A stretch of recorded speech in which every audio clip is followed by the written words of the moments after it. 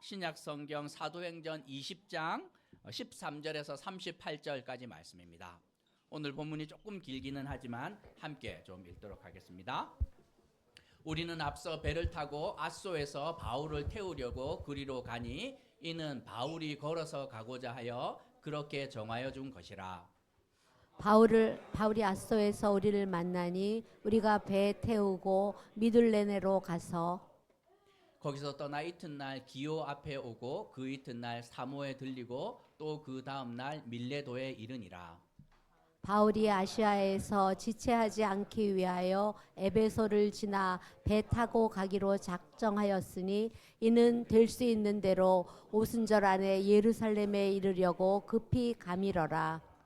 바울이 밀레도에서 사람을 에베소로 보내어 교회 장로들을 청하니 오매 그들에게 말하되 아시아에 들어온 첫날부터 지금까지 내가 항상 여러분 가운데서 어떻게 행하였는지를 여러분도 아는 바니 곧 모든 겸손과 눈물이며 유대인의 관계로 말미암아 당한 시험을 참고 주를 섬긴 것과 유익한 것은 무엇이든지 공중 앞에서나 각 집에서나 거리낌 없이 여러분에게 전하여 가르치고 유대인과 헬라인들에게 하나님께 대한 회개와 우리 주 예수 그리스도께 대한 믿음을 증언한 것이라.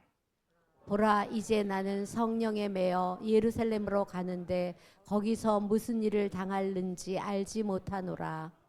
오직 성령이 각 성에서 내게 증언하여 결박과 환난이 나를 기다린다 하시나. 복음을 증언하는 일에 예. 마치려 네. 하면은 나의 생명도 생명조차 조금 더 귀한 것으로 여기지 아니하노라. 보라 내가 여러분 중에 왕래하며 하나님의 나라를 전파하였으나 이제는 여러분이 다 내 얼굴을 다시 보지 못할 줄 아노라. 그러므로 오늘 여러분에게 증언하거니와 모든 사람의 피에 대하여 내가 깨끗하니 이는 내가 꺼리지 않고 하나님의 뜻을 다 여러분에게 전하였음이라. 여러분은 자기를 위하여 또는 온 양떼를 위하여 삼가라. 성령이 그들 가운데 여러분을 감독자로 삼고 하나님이 자기 피로 사신 교회를 보살피게 하셨느니라. 내가 떠난 후에 사나운 이리가 여러분들에게 들어와서 그 양떼를 아끼지 아니하며 또한 여러분 중에서도 제자들을 끌어 자기를 따르게 하려고 어그러진 말을 하는 사람들이 일어날 줄을 내가 아노라. 그러므로 여러분이 일깨어 내가 3년이나 밤낮 쉬지 않고 눈물로 각 사람을 훈계하던 것을 기억하라. 지금 내가 여러분을 주와 및 그 은혜의 말씀에 부탁하노니 그 말씀이 여러분을 능히 든든히 세우사 거룩하게 하심을 입은 모든 자 가운데 기업이 있게 하시리라. 내가 아무의 은이나 금이나 의복을 탐하지 아니하였고 여러분이 아는 바와 같이 이 손으로 나와 내 동행들이 쓰는 것을 충당하여 범사에 여러분에게 모본을 보여준 바와 같이 수고하여 약한 사람을 돕고 또 주 예수께서 친히 말씀하신 바 주는 것이 받는 것보다 복이 있다 하심을 기억하여야 할지니라. 이 말을 한 후 무릎을 꿇고 그 모든 사람들과 함께 기도하니 다 크게 울며 바울의 목을 안고 입을 맞추고 다시 그 얼굴을 보지 못하리라 한 말로 말미암아 더욱 근심하고 배에까지 그를 전송하니라. 아멘. 우리 인생에서 정말 중요하고 꼭 하고 싶은 말은 아무에게나 할 수 있는 것이 아닙니다. 정말 가깝고 소중한 사람이어야 가능하고 그 사람들이 받을 준비가 되어야 할 수 있습니다. 사랑하는 자녀들에게 들려주고 싶은 인생에 너무 중요한 교훈이 있지만 이 자녀들이 준비가 안 되면 그 말해봐야 소용이 없지 않습니까? 그렇다고 길 가는 사람 붙들어 놓고 말할 수도 없는 것입니다. 바울은 예수님을 만난 지 벌써 20년이 지났고 그 중에 반은 선교사로 살았습니다. 선교지 특징 중에 하나는 이제 아주 초보적인 가르침부터 시작을 해야 되는데 12년이 지난 지금 이들은 영적으로 단단한 음식을 먹을 준비가 되었습니다. 이제 바울은 압니다. 각성을 이렇게 돌아보면서 나에게 남겨진 시간이 별로 남지 않았구나. 이 시점으로부터 10년이 지난 다음에 바울은 순교하게 되는데 이제 머지않았음을 압니다. 가장 사랑하는 사람들을 불러다가 놓고 정말 평생에 가장 중요한 가르침을 주어야 되는데 오늘 바울은 유언과도 같은 인생에 너무 중요한 가르침을 전하고 있습니다. 바울이 누구를 만나서 무슨 말씀을 전하고 있는지 또 그 이유는 무엇인지 함께 묵상하며 교훈을 얻으려고 합니다. 우리는 먼저 바울이 누구를 만났는지 살펴봐야 되는데 지도 보던 거 늘 봅시다. 바울은 이제 세 번째 선교행을 떠나는데 모교회가 여기입니다. 안디옥에서 떠나서 이쪽 지역 바울과 디모데의 고향이 있는 이쪽 남쪽을 갈라디아 남쪽을 갔다가 그 다음에 소아시아 북쪽 갔다가 로마 제3의 도시 에베소에서 3년간의 사역을 했고 사역에 대성공을 거둡니다.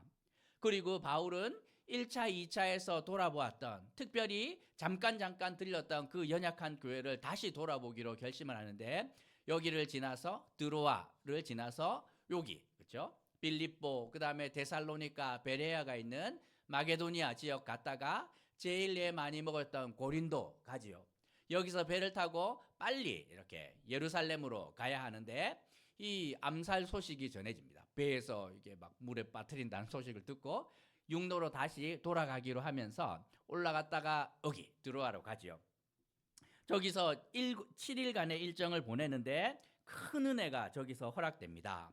고린도 있으면서 이제 지난 사역을 돌아보고 사역에서 이제 사람들이 그 궁금해했던 그 질문들을 이제 나름 정리합니다. 로마서 아닙니까? 기독교에서 가장 중요한 핵심적인 가르침이 있는 그 로마서를 들고 드로아에서 연약한 사람들에게 이 그냥 성경 강에 밤새 있었는데 유두고가 난간에서 떨어져서 죽지요. 그렇죠? 지난주 설교 들으면서 이제 잠자던 친구들 이제 화들짝 놀랐을 텐데 우리는 더 떨어질 곳 없습니다. 안전하니 걱정하지 마시고 큰 은혜를 경험합니다.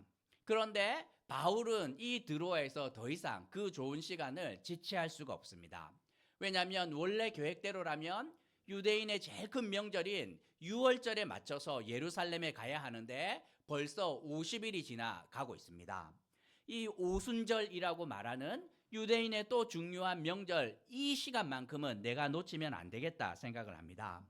왜냐하면 이 당시 예루살렘 교회는 심각한 어려움을 겪고 있었기 때문입니다. 이 예루살렘 지역에 기근이 와서 먹을 것이 없었고 그리고 유대인들의 핍박이 너무 심해졌기 때문에 이 예수 믿는 사람들이 일자리가 만만치가 않아요. 교회 안에 가난하고 어려운 사람은 넘쳐나는데 구제를 하려고 하니 이제 막 자연재해에 경제 상황까지 겹치자 어려움이 가중됩니다. 이 소식을 이 소아시아 전역에 흩어졌던 그 개척교회가 들으면서 결심을 합니다. 우리가 받은 은혜가 많은데 이번에 우리가 예루살렘 교회 도와야지 하면서 구제 헌금을 고린도에서 베레아에서 데살로니가 빌립보에서 에베소에서 막 모아서 바울에게 주면서 가서 우리의 마음을 좀 전해 주십시오 하고 전달합니다. 그러니 바울은 이제 지체할 수 없습니다. 빨리 배를 타고 가야 그 사람들을 살려낼 수 있지요. 배편을 알아보았는데 이제 가장 빠른 배 이렇게 봤더니만 그게 밀레도 항구에서 떠나는 배였는데 지도를 보면 그렇죠? 여기가 드로아 지역이었고 그래서 어디로 가냐면 아소로 가야 되는데 아소에서 가서 이제 다시 또 배를 타고 이동해야 되는데 바울은 드로아에서 아소까지 걸어가기로 합니다. 나머지 일행들은 드로아에서 아소까지 배를 타고 돌아와서 우리 거기서 만납시다. 아니 그냥 목사님이 같이 배 타고 이동하면 되는데 꼭 혼자 또 따로 일정을 잡아야 됩니까? 왜 이렇게? 이유가 있기 때문인 거죠. 나 배멀미 심해서 이게 아니고 걸어가야 하는 이유가 있습니다. 많은 학자들은 아마도 이렇게 걸어가면서 고민하고 묵상했을 것이다 생각을 하는데 그런 개인적인 시간이 필요했을 것이라 생각을 하는데 저는 별로 동의가 되지 않습니다. 바울은 그런 사람 아니에요. 그렇죠? 제가 볼 때는 걸어가야 되는 이유는 만나야 될 사람이 있었기 때문이에요. 드로아에 있으면서 목사님 그 집은 꼭 한번 가는 길에 신방해 주셨으면 좋겠는데 목사님 한번 방문하면 큰 힘이 될 텐데 그러면 내가 거기 갈 테니 장로님들은 배 타고 와서 우리 아소에서 만납시다 하고 드로아에서 이 바울은 걸어서 오고 나머지 일행은 배를 타고 옵니다. 그리고 아소에서 어디로? 미둘레네 항을 지나서 기호를 지나서 사모를 지나서 밀레도 항까지 옵니다. 그 에베소도 항구 도시였는데 여기서 배를 타고 예루살렘까지 가는 배편이 있으면 제일 좋겠지요. 에베소에 있는 성도들을 다시 볼 수 있는데 아마도 적당한 배편이 없었고 밀레도 항구에서 배를 타야만 오순절에 맞춰서 갈 수 있었던 것 같습니다. 밀레도에서 에베소까지는 어느 정도 거리냐면 48km. 그래서 이제 멀지 않습니다. 여기서 사람을 보내서 이제 에베소 교회에 있는 장로님들을 모셔다 놓고 꼭 마지막으로 유언가도 같은 이 설교를 해야 될 텐데 하고 사람을 보냅니다. 그리고 이 사람들이 오는데 몇 명이 왔냐면 성경에는 기록되지 않았지만 학사들이 추측하건대 에베소 처음 갔을 때 지도자들이 있었는데 12명 아닙니까? 이 12명의 사람들이 왔을 것이다 생각을 하고, 그리고 드로아에 몇 명이 있었냐면 7 아닙니까? 7명의 사람들. 저녁에 흩어졌던 교회 대표자들 7명, 거기다가 바울, 그리고 빌립보에 있었던 누가 합쳐서 총 21명의 사람들이 이 밀레도에 오게 됩니다. 바울은 누구에게 설교를 하고 있냐면 그냥 연약한 성도들이 아니라 바울 자신이 이제 에베소 교회를 떠나고 이 소아시아 지역을 떠나고 났을 때 자신의 뒤를 이어서 교회를 섬기고 성도들을 섬겨야 되는 그 사람들에게 마지막 설교를 전하고 있다 생각하면 됩니다. 그러면 이들에게 바울이 무슨 말을 전하고 있습니까? 이들은 18절을 보면 바울이 아시아에 들어온 첫날부터 지금까지의 사역을 누구보다 잘 아는 사람들이었습니다. 지난 12년간의 선교 사역에 산 증인들이 다 모였습니다. 바울이 은혜와 핍박과 고난을 받을 때 외면치 않고 그 자리 가운데 함께 있었으며 고난 가운데 교회를 함께 세운 자들이었고, 바울은 이들이 자신이 지금까지 어떻게 살아왔는지 너무나도 잘 아는데 그 살아온 인생의 궤적을 들려주고 있습니다. 보면 이제 우리 오림교회 식구들도 저를 잠깐 본 분들이 계시겠지만 오래 본 분들 많습니다. 보면 세범 집사님도 안지가 그쵸 오래되었죠. 결혼하면서 봤고 박권사님 다 그 고독동 시절에 보지 않았습니까? 희성교회 출신 분들도 마찬가지입니다. 제가 결혼하기 전부터 대학부 사역할 때 제가 어떻게 살아왔는지 말만 하면 다 아는 분들인데, 이 사람들은 말만 하면 바울이 어떻게 살아왔는지 분명하게 아는, 바울이 말하면 그 말이 무슨 뜻인지 이 기가 막히게 알아듣는 그 사람들을 모아두고 그 사람들에게 이 마지막 말씀을 전하고 있다. 이 성경은 말씀하고 있습니다.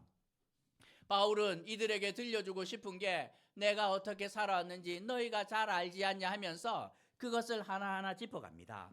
19절과 31절을 보면 바울은 밤낮으로 쉬지 않고 겸손과 눈물로 시험을 견디며 참고 주를 섬기고 사람을 가르쳤다 말씀합니다. 20절에서 바울은 교회 성도들에게 유익한 것이라면 그것이 무엇이든지 아끼지 않았고 교회뿐만 아니라 집에 찾아가서 가르치는 일 마다하지 않습니다. 21절에서 자신을 반대하는 유대인들과 믿음에 관심이 없는 이방인들에게도 하나님께 회개하고 돌아오라고, 예수를 믿어야 한다고 거침없이 증언하는 삶을 살았습니다. 22절부터 24절까지 보면 바울은 이제 구체적으로 예루살렘에서 무슨 일을 당할지 알지 못하지만 그런데 그 일이 어떤 성격인지 압니다. 내가 구체적으로 무슨 일을 당할지는 잘 알지 못하지만 나는 분명한데 가면 환대가 아니라 결박과 환난이 기다리지만 나는 생명을 조금도 귀한 것으로 여기지 않고 간다. 이 말이 무엇이냐면 항상 이렇게 살았습니다. 환대가 있는 곳이 아니라 결박과 환난이 기다리는 곳이지만 바울은 단 한 번도 자신의 생명을 귀한 것으로 여기지 않고 정면 돌파합니다. 이분들이 산 증인들 아닙니까? 25절에서 바울은 항상 하나님의 나라를 전파했습니다. 유대인으로 사는 것, 하나님의 나라의 백성으로 살아가야 합니다. 이렇게 말합니다. 예수 믿는 스타일로 사는 것이 아니라 구체적인 하나님의 말씀을 온전히 순종하며 살아내야 됩니다. 음식 가려 먹고 절기 지키고 경건의 모양이 아니라 하나님의 법을 따라 살아가는 하나님의 나라를 선포합니다. 그리고 26절과 27절에서 보면 적당히 사용하는 법이 없습니다. 바울이 한 지역을 이렇게 방문하고 가면 그 교회에서 누군가 믿음의 낙오자가 생기면 바울의 책임이 아닙니다. 바울은 할 수 있는 최선을 다했다고 이야기를 합니다.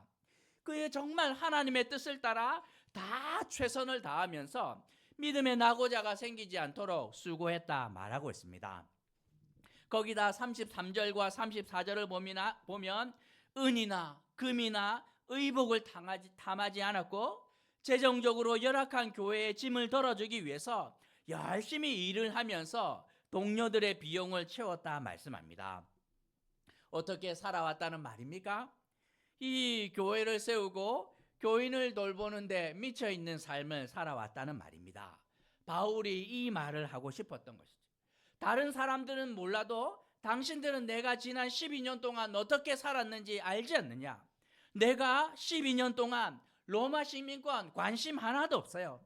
유대의 최고 학부 가말리엘 학부 나왔는데 관심도 없습니다. 이 사람은 그 모든 거 토한 것으로 여기고 머릿속에는 오직 하나님의 교회와 하나님의 백성 성도들밖에 관심이 없었는데 당신들이 내가 어떻게 살아왔는지 가장 잘 아는 사람들 아닌가 하고 마지막 설교를 전하고 있습니다.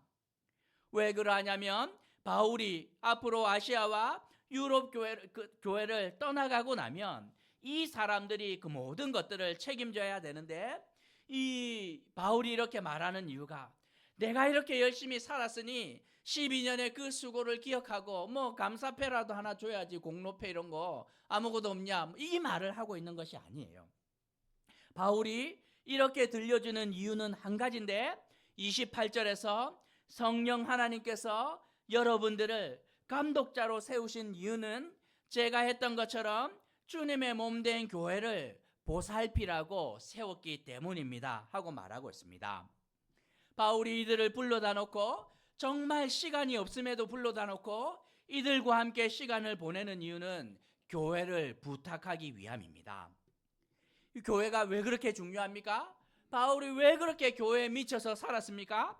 28절에서 교회는 하나님께서 천사들이나 다른 사람들의 피가 아니라 하나님의 아들 자신의 피로 세우신 하나님의 집이고 이 교회의 머리는 하나님의 아들인 예수님이며 이 땅에 속해 있으나 하늘과 연결된 은혜의 통로가 되고 시온의 대로가 되는 영광스럽고 신비스러운 곳이 교회이기 때문입니다. 수련회 때 우리가 교회의 영광, 능력 살펴보았지요. 교회 안에는 놀라운 능력이 있습니다. 32절을 보면 교회는 성도들을 든든히 세우고 거룩하게 하며 각 사람에게 적합한 하나님의 기업을 받아서 살게 하도록 합니다. 교회는 사람을 살려내는 능력이 있습니다. 든든히 세우지요. 죄로 인해 죽은 영혼을 살려내는 것 교회 아니면 안 됩니다. 영혼을 살려내는 걸 로마 제국 절대로 못해요. 가말리엘 문화에서 배운 율법과 선행으로 죽은 영혼을 살려내는 거 불가능합니다. 언제 사람이 살아납니까? 죽은 척하면 아이들이 변하는 척합니다. 집에서 이제 음식물 쓰레기 막 버려야 되는데 막 제가 들고 막 앓는 척합니다. 아빠 무릎이 아파서 막 이렇게 하면 애들이 보면서 에이 내가 해줄게 그러고 갑니다. 뭐 도와주는 척하죠. 하지만 그렇게 해서는 아이들 변하지 않아요. 언제 변합니까? 부모가 죽음을 각오하는 순간 자녀들이 변하지요. 건강한 가정의 특징이 무엇입니까? 그냥 적당히 결혼 이전과 이후 별반 차이 없이 그냥 자기를 부인하지 않고 막 통장 따로 쓰고 냉장고 따로 쓰고 이렇게 살아가면 가정이 가정답지 못합니다.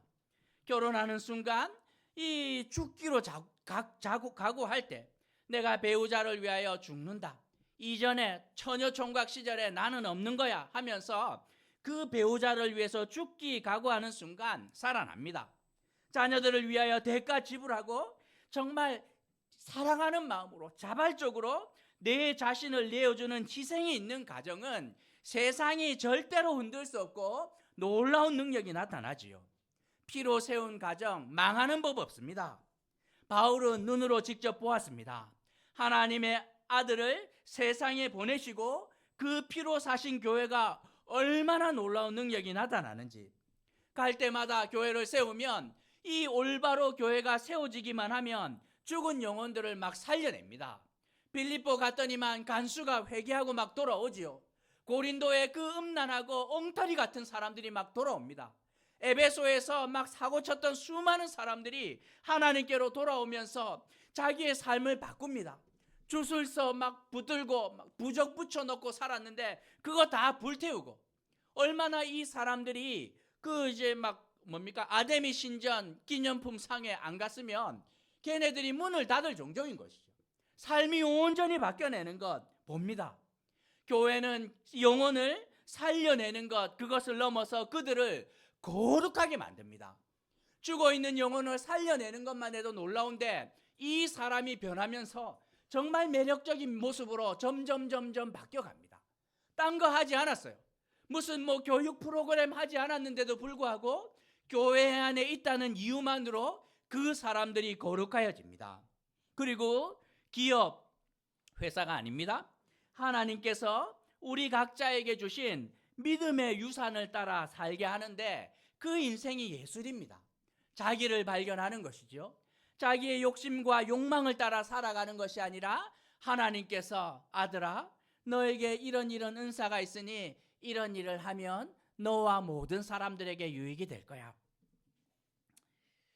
제가 이 자리에 서 있는 줄 어떻게 알았겠습니까? 그렇죠? 열심히 회사 들어가가 비행기 발동 만들고 있을 줄 생각을 했는데 주님께서 어느 순간 부르십니다. 아들아, 너는 너에게 주는 기업은 이거니 교회를 섬기고 말씀으로 사람들을 섬기는 것. 그래서 제가 여기 와 있는 거 아닙니까? 그러니 인간이 되었죠. 죽은 영혼이 살아나고 거룩해 하시더니만 하나님께서 저에게 가장 적합한 믿음의 유산을 주시며 살게 하는데 제가 봐도 제 인생이 참으로 놀랍습니다. 설교를 듣고 있는 20명의 사람들이 다 증인입니다. 알고 있습니다. 아멘. 목사님 진실로 그러합니다. 우리의 인생이 그러하고 우리의 교회가 그러하였습니다. 빌립보에서, 데살로니가에서, 베레아에서, 고린도, 에베소, 드로아에서 정말 교회로 왔는데 이 교회가 죽은 그들의 영혼을 살려내고 하나님을 닮아가게 하며 각자에게 합당한 삶을 살아내도록 하는데 이전과 비교할 수 없는 영광스러운 삶을 살아냅니다. 죽은 가정이 살아나고 자녀의 관계가 회복되고 세상이 줄 수 없는, 맨날 아데미 신전 가서 짐승 잡았는데 거기서는 누릴 수 없는 하나님의 은혜가 주님의 몸된 피로 산 교회를 통하여 허락되는데 모두가 공감하는 것이지요. 그래서 바울은 남겨진 사람들에게 부탁합니다. 하나님께서 당신의 피로 사신 교회를 여러분들이 잘 돌보아 주셔야 됩니다. 어떻게 하면 됩니까? 두 가지를 하면 되는데 먼저는 교회를 지키는 것입니다. 29절부터 30절을 보면 이 제가 떠난 다음에 교회를 흔드는 시험과 핍박이 반드시 올 것인데 잘 견디고 교회를 지켜주시면 됩니다. 교회를 향하여 함부로 말하며 갈기갈기 찢어놓는 그런 악한 때가 올 텐데 그때 여러분들 몸된 교회를 떠나지 않고 잘 버티면서 교회를 지키면 됩니다. 또 하나 해야 되는 것이 있는데 32절에서 말씀으로 영혼들을 잘 먹이는 것입니다. 부모가 가정에서 해야 되는 것이 세상으로부터 오는 공격을 잘 막아내며 지켜내는 것 하지요. 하지만 그것만으로 충분하지 않습니다. 또 하나 해야 되는데 자녀들을 올바른 길로 인도하고 먹이는 것 아닙니까? 교회도 마찬가지입니다. 세상의 공격으로부터 성도들을 잘 지켜내는 것뿐만 아니라 생명의 말씀으로 인도하고 양육하는 일을 교회가 해야 한다고, 이 사람들은 압니다. 바울이 어떻게 사역을 했고 교회가 어떻게 건강해졌는지, 밤낮 가르치고 하나님의 말씀을 풀어내고 세상의 공격을 막아내는 이 두 가지 역할을 했더니 이 20명의 사람들이 바울 앞에 서 있는 건 압니까? 어렵지 않습니다, 여러분들이요. 35절에서 이 바울처럼 저처럼 살면 됩니다. 무언가 받으려고 하지 않고 그냥 먼저 내어줄 때 유익이 훨씬 더 많으니 교회를 위하여 그렇게 사십시오. 바울의 마지막 설교가 끝나자 36절에서 바울은 이들과 함께 기도합니다. 무릎을 꿇고. 그렇죠? 익숙한 장면이 아니에요. 대부분의 사람들은 하늘을 우러러보면서 기도하는데 바울은 하나님 앞에서 무릎을 꿇을 수밖에 없었습니다. 이제 압니다. 내 인생이 얼마 남지 않았고 어쩌면 이들과의 만남이 마지막일 텐데, 그리고 압니다. 떠나고 났을 때 우는 사자처럼 삼킬 자를 두루 찾는 악한 영의 공격이 교회마다 있을 텐데 막 그것을 견뎌야 되는 이 영혼들을 보니 마음이 너무너무 힘든 것이죠. 자연스럽게 무릎을 꿇었던 것 같고 함께한 모든 자들이 무릎을 꿇고 기도합니다. 기도하는데 눈물이 안 날 수가 없지요. 모두가 그냥 목 놓아 울며 하나님의 은혜를 간구하는데 막 이렇게 눈물이 막 폭포수처럼 쏟아집니다. 만감이 막 교차합니다. 지난 시간 동안 바울의 수고, 그것들 싹 기억납니다. 받은 은혜가 생생하며, 하지만 바울이 떠나고 났을 때 각자가 섬겨야 되는 교회와 성도들을 생각을 하니 한편으로는 두렵기도 하고 잘해야 된다는 부담감과 걱정이 들기도 하고, 이 마지막 만남이 눈물로 채워지는 것이죠. 눈물을 뒤로하고 바울은 이제 마지막 이 발길을 배에 올립니다. 오늘 말씀을 통해 두 가지만 생각해 보려고 하는데, 먼저는 교회가 중심이 되는 생활입니다.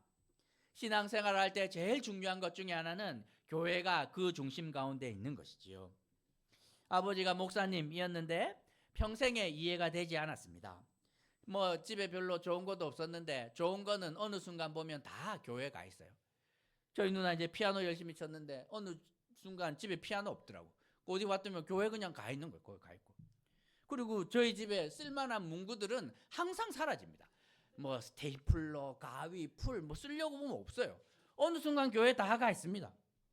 책 읽으려고 보면 어느 순간 교회에 다 가 있고, 집에 와서는 항상 아이들이 쌀떡 이렇게 축내면서 밥 해 먹고 있고, 우리 인호 형제 매주 와서 저녁마다 밥 해 먹고 다 털어가고. 저희 집은 항상 열려 있었어요. 항상 자물쇠가 있었는데 그냥 초인종도 누르지 않고 교회 사람들이 그냥 문 벌컥 열고 들어오는 공유 공간 비슷하게. 지금 제가 그러고 있습니다. 아빠 어디 이거 찾는데 어디 있어? 교회 있는데 다 왜 좋은 거는 교회에 다 있죠? 저도 잘 모르겠습니다. 갖다 놓고 싶습니다. 이해가 됩니다. 왜냐하면 교회가 얼마나 중요한지 시간이 지날수록 깨닫게 됩니다. 사람이 세운 것처럼 보이나 하나님이 계시고 당신의 피로 세운 교회이고 이 교회 안에 능력이 있음을 너무나 잘 알고 있기 때문에 제 영혼 가장 중심에 이 교회가 들어와 있습니다. 목사가 영혼 살려내는 거 아니에요. 설교만 할 뿐이고 그냥 찾아가서 신방하고 격려만 할 뿐이지 목사가 할 수 있는 것 하나도 없습니다. 영혼을 살려내는 거 교회가 합디다. 사람들을 거룩하게 하고 그 안에 인생의 생명력을 불어넣는 일 교회가 합니다. 교회가 길게 보면 눈에 다 보입니다. 놀아도 교회 와서 놀던 인생과 그렇지 않은 인생이 얼마나 차이가 나는지 시간이 지날수록 분명합니다. 맨날 그냥 설렁설렁 주일날 교회 와서 교회 마당만 밟고 주는 밥만 먹고 가는 것 같은데, 그런데 이 은혜를 아는지 모르는지, 저 영혼이 변화될까 말까 싶은데 놀랍게도 시간이 지났는데 마치 콩나물 시루에 물 주는 것처럼 뭐가 다 빠져나가는 것 같은데 어느 순간 쑥쑥쑥쑥 자라있는데 얼마나 놀라운지 모릅니다. 목회하면서 누리는 영광과 이 매력 가운데 하나인 것이죠. 그러니 절대로 주일 예배 드리는 거 가볍게 생각하면 안 됩니다.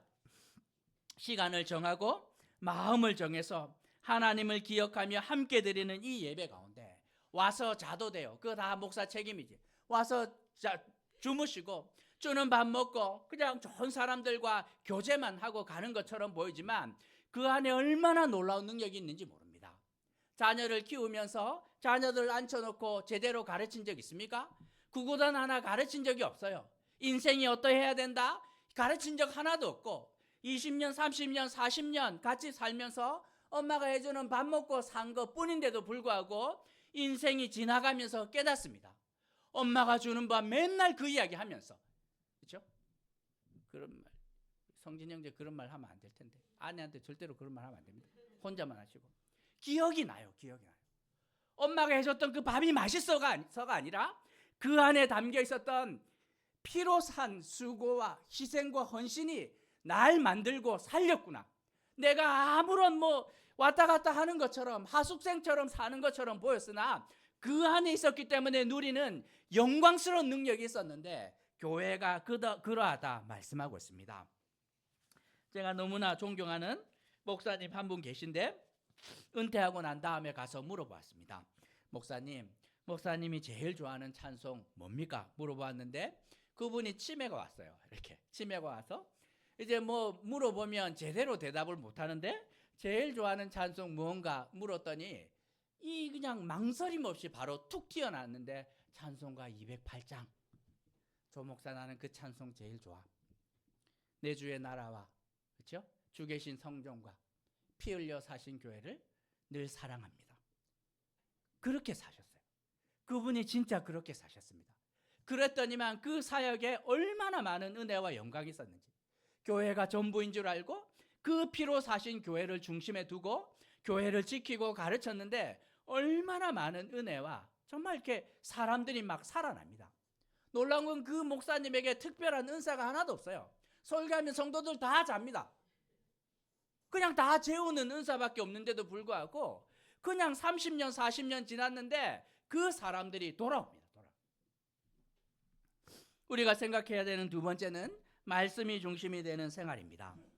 바울은 은혜의 말씀에 성도들을 부탁합니다. 그 말씀이 이 성도들을 든든히 세우고 거룩하게 하기 때문입니다. 교회는 어떤 것입니까? 말씀하시는 하나님이 계시고 그 하나님의 말씀이 중심이 되는 곳이 교회입니다. 집에 가면 뭐가 있습니까? 잔소리하는 엄마가 있죠. 그리고 엄마의 말이 있는 곳이 이 가정 아닙니까? 쉼 없이 자녀의 유익을 위해 말하는 것처럼 하나님의 말씀이 우리 가운데 쉼 없이 들려지기 시작할 때 그 말씀을 우리의 삶의 중심 가운데 둬야 되는 것이지요. 엄마의 말을 중심에 두면 어떤 일 생겨요? 자다가 떡이 나오는데 하나님의 말씀이 우리의 중심 가운데 있을 때 우리를 거룩하게 하고 유익하게 하게 하는 놀라운 능력이 나타난다 말씀합니다. 죽으나 사나 우리 교회는 말씀입니다. 송구 영신 예배할 때 모두의 관심이 목사 설교 관심 하나도 없어요. 뭡니까? 올해의 말씀 뽑는 거죠. 그렇죠? 우리 대현 형제 그날은 1년에 반드시 볼 수 있습니다. 저 보러 오겠습니까? 그거 뽑으러 오는 거예요. 얼마나 감사한지 모릅니다. 1년에 한 2번 하고 싶은데 있죠? 그러면 최소한 2구절의 말씀은 붙들고 살 텐데 1년에 한 구절의 말씀이라도 붙들고 살면 됩니다. 매일 성경 되든지 안 되든지 그 본문대로 그냥 진도 나갑니다. 성경 필사도 하고 성경 퀴즈도 하고 성경 암송에 성경 읽기도 하는지 안 하는지 그냥 계속 나갑니다. 왜냐하면 하나 걸리면 돼요. 그 중에 하나만이라도 걸리면 정말 성경 구절 한 구절이라도 그 말씀이 화살처럼 내 영혼에 박히는 순간이 있는데 저는 그 은혜의 때를 기다립니다. 모든 영혼들에게 하나님 그 은혜 때 죽기 전에 한 번만이라도 오면 그 영혼이 살아날 텐데 그 말씀이 살아서 생명력을 가지고 날성검처럼 그 영혼을 베어내는 그 은혜의 때를 주십시오 하고 기도하고 있습니다. 경건서적 너무 중요하고 귀하지만 그거보다 하나님의 말씀을 가까이 하는 인생 되어야 됩니다. 이해가 되던 되지 않던 그 말씀을 묵상하고 묵상한 말씀을 붙들고 하나라도 살아내기 위해 발버둥 칠 때 그 말씀이 육신이 되고 능력이 되고 간증이 되는 놀라운 변화가 우리의 삶에 허락될 것이라 바울은 말씀하고 있습니다. 여러분 인생에 교회가 중심이 되기를, 피로 사신 그 교회가 중심이 되기를, 그리고 하나님의 생명의 말씀이 중심이 되기를. 그러면 하나님이 가만히 계시겠습니까? 주님, 당신의 몸된 교회가 내 인생의 중심이고 당신의 말씀이 제 중심 가운데 있습니다. 그러면 하나님께서 외면하는 법이 없습니다. 그러면 너도 마찬가지야. 내 중심에 네가 들어오는 거야 하면서 하나님께서 눈동자처럼 살피시고 돌보시는 은혜가 우리 가운데 있다 말씀하고 있습니다. 세상 사람들이 교회에 문제가 많다, 한국교회 소망이 없다, 맞는 말입니다. 틀린 말 하나도 아니지만 교회가 문제가 아니라 성도들이 문제 아닙니까? 말씀을 따라 정말 하나님께서 원하시는 대로 교회를 올바로 새길 때 교회는 반드시 놀라운 능력을 나타낼 수밖에 없는 거 기억합니다. 여러분과 제가 함께 해야 되는 것이 무엇입니까? 교회를 잘 지켜내고 말씀으로 교회를 잘 돌보는, 섬기는 일 하셔야 합니다. 그때 우리가 함께 보겠지요.